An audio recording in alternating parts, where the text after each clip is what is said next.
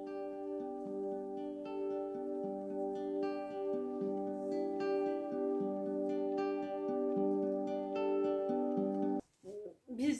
turizmди кокус эле баштап калганбыз. Ошондон эле биринчи алгач баштаганыбызда эч кандай дивандагы кроваттарыбыз да жок болчу бул жерде.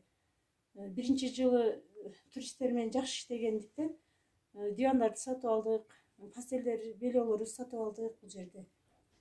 Кийинки жылы 19-жылдагы туристтер жакшы болду. Бир шарттарыбызды оңдодук. Ванна, душ, туалеттерибизди үйдүн ичине жайланыштырдык. Негизинен 2018-2019 жылы жакшы болду туризм. Ал эми пандемиядан бери 2020да ишибиз өтө солгундап токтоп калды. Быйылкы жылы деле туристтердин саны өтө аз. Биринчиден заказдар менен гана келип жатышат. Азыр быйылкы жылы туристтер келип кала эле деп эле даярдап жатабыз. Туристтер келгенде шашып калбайын деп.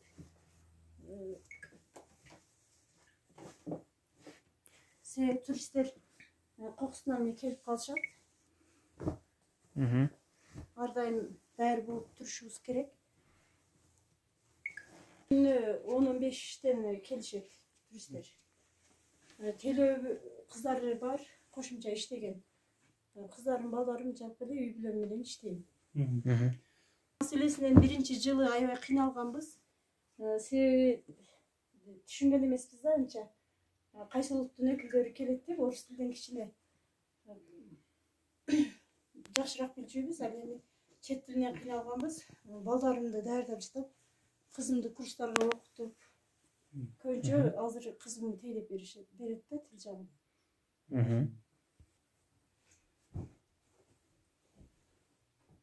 Биз азыр туристтердин жоктугуна байланыштуу пастелдерибизди алмаштырбай жатабыз да. Бирдей ак түскө өтүп алышыбыз керек негизи. Биз бул туризмде иштегенден бери көп ийгиликтерге жетиштик. Мал курадык дегендей, машина алдык. İştese болот да, жашоо шартыбызды бир канча оңдогонго аракет кылдык. Туристтерге комнаталарды көп даярдаганбыз. Бул жерде туристтер тамактанышат. Азыр турист аз болгондугу үчүн кичинекей эле стол жайгаштырып койгонбуз.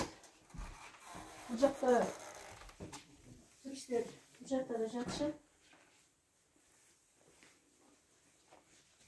Бул жак комнатада да жатышат туристтер. Англис тил курсуна, орус тил курстарына окудум. Балдарымды даярдап атам. Кызымды көбүрөөк даярдадым. Себеби азыр жаштар тилди тез кабыл алат ба. Көбүнчө эле ушу кызым тейлейт. Канча турист келсе дагы. Көп группалар менен иштедим былтыр 19да.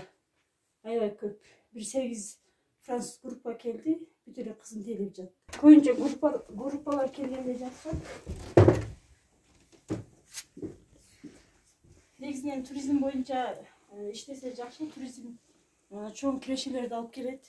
Себеби биз 2018-2019 жылы иштегенде жөнөкөй эле адам болгонбуз, эми карапайым эле.